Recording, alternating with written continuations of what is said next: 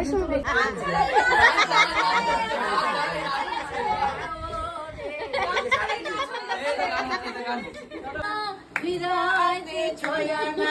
আইতে যাইতে বারো না হইল না বন্ধু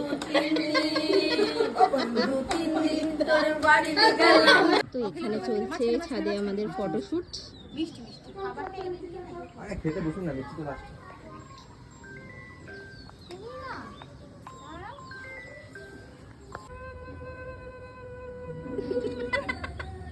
এটা হচ্ছে বোনের ফটোশুট।